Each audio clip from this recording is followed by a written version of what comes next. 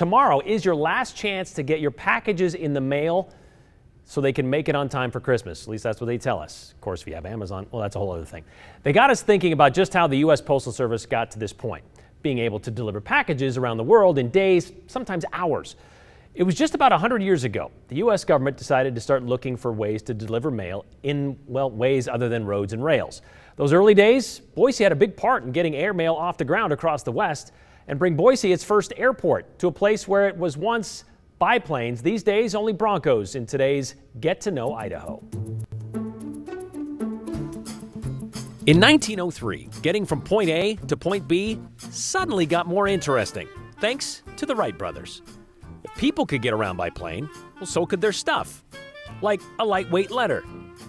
About 15 years after that first flight, the idea of delivering mail by air started bouncing around what was then called the U.S. Post Office Department. By 1918, the U.S. Post Office Department had convinced Congress to appropriate some funds to try to test some of these ideas to even see if it was possible. It was, with some help. Because the Post Office Department, of course, didn't own planes and they didn't employ pilots. They employed mail carriers. Cue the Kelly Act. In 1925, Congress allowed the U.S. Post Office to contract with commercial pilots to carry the mail.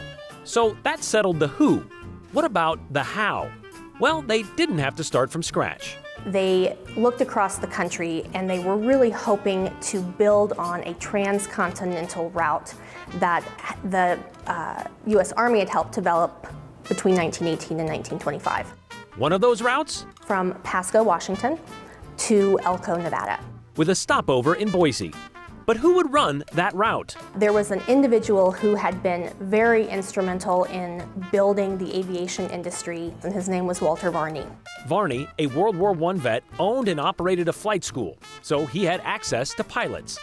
Pilots like Leon Cuddyback. Remember that name, not that it isn't memorable. But in Boise, we didn't have an airstrip in 1925. Varney also had access to land, buying a flat piece of property south of the Boise River. And although it had trees and some brush, they were able to clear that acreage and build an airstrip. Back to Cuddyback. On April 6, 1926, he headed to Elko, taking off from Pasco in a single-engine plane with just one bag of mail. An overland trip that would normally take 49 hours. They departed at 6 a.m. and it took him about 4 hours to make it to Boise. Cuddyback touched down to fanfare, but he didn't stay on the ground for long. He picked up Boise's bundle and took off for Elko. Once there, Franklin Rose, another Varney pilot, was waiting to return along the same route. He unfortunately encounters some very bad weather, is blown about 75 miles off course, and he has to crash land in southwestern Idaho in a grain field. Rose survived, and so did the mailbag. Ultimately, Rose ended up walking with mail, carrying some of it by horseback, and then ultimately driving it back into Boise so that it could then be put on a plane and that route could be continued to Pasco. A turbulent start for sure to the Boise Spur, but they didn't stay grounded for long. And the airstrip started seeing more than just airmail. Like when 25-year-old Charles Lindbergh landed the Spirit of St. Louis at Varney's airport as part of a 48-state tour in September 1927. Then came the commercial concept, and Varney began flying people around the West. Varney ended up building a hangar and adding additional buildings to the site. By 1930, Varney Airlines was sold to United Airlines. Yeah, that United Airlines.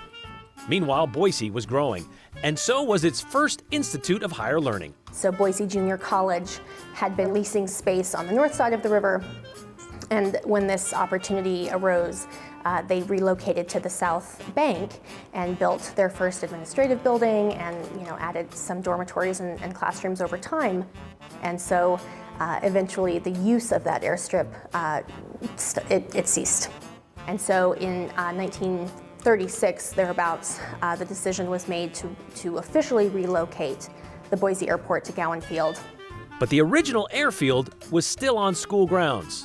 That is, until Boise Junior College needed to build a football field. And one could say the Broncos took control of the airspace after that.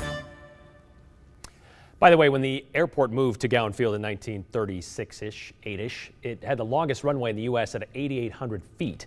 Also, one of Varney's original hangars was moved to the new location, and it was there until major renovations were made to Boise's airport in 2003.